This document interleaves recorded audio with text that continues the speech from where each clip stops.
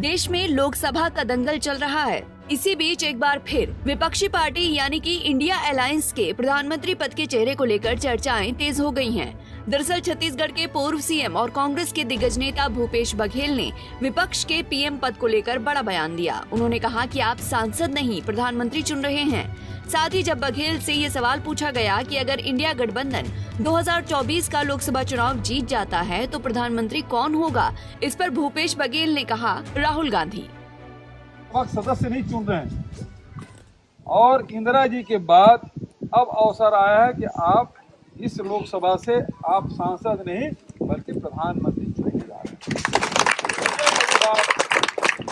जा रहा है, जिसके आप सब गवाह बनेंगे, साक्षी बनेंगे और उसमें आप भागीदार बनेंगे। जैसे ही भूपेश बघेल ने ये बयान दिया वैसे ही देश में सियासी सरगर्मियां तेज हो गईं।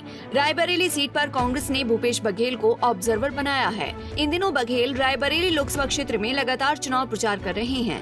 लोगों के बीच संवाद करते हुए उन्होंने ये बड़ा दावा किया। 2024 के महाभारत में अब सबकी निगाहें 5वें चरण पर जाकर टिक गई हैं। देश में इंडिया और एनडीए में दिलचस्प मुकाबला देखने को मिल रहा है। वायनाड के बाद देश की सबसे हॉट सीट रायबरेली और वाराणसी हैं। रायबरेली के रण में गांधी परिवार के चिराग राहुल गांधी चुनावी दंगल में उतरे हैं। लिहाजा रायबरेली के किले को फतेह करने के लिए कांग्रेस ने पूरी ताकत झोंक दी है। कांग्रेस के तमाम दिग्गज नेता ताबड़तोड़ रायबरेली में प्रचार प्रसार कर रहे हैं। बता दें कि देश में जब मोदी लहर थी उस वक्त भी रायबरेली में बीजेपी सेंध नहीं लगा पाई थी। बीजेपी ने रायबरेली से योगी सरकार के मंत्री दिनेश प्रताप सिंह को उतारा है। दिनेश वर्सेस राहुल की लड़ाई में जनता किस पर विश्वास जताती है, ये सबसे बड़ा सवाल बना हुआ है। इसीलिए ये सीट इस बार बीजेपी और कांग्रेस दोनों के लिए नाक की लड़ाई बन गई है। खुद कांग्रेस पार्टी की महासचिव प्रियंका गांधी वाड्रा ने अमेठी और रायबरेली की कमान संभाल ली है। प्रियंका गांधी अमेठी और रायबरेली में कांग्रेस का झंडा फहराने के लिए पूरे दमखम के साथ जुटी हुई हैं। बता दें कि बीजेपी लगातार इंडिया गठबंधन के प्रधानमंत्री पद को लेकर सवाल खड़े करती रही है। बहरहाल आज उत्तर प्रदेश की राजधानी लखनऊ में कांग्रेस और समाजवादी पार्टी ने एक साझा प्रेस कॉन्फ्रेंस की, जिसमें मल्लिकार्जुन खड़गे और अखिलेश यादव ने शिरकत की।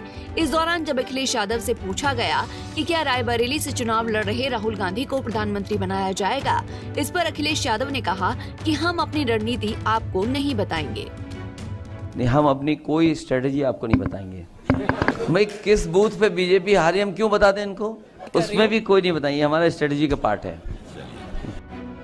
इंडिया वर्सेस एनडीए की लड़ाई में जनता मोदी की गारंटी पर भरोसा जताती है या फिर विपक्ष के न्याय पत्र पर, ये देखना काफी दिलचस्प होगा। फिलहाल किसकी डूबेगी नैया और किसका होगा बेड़ा पार, ये तो आने वाला वक्त ही बताएगा।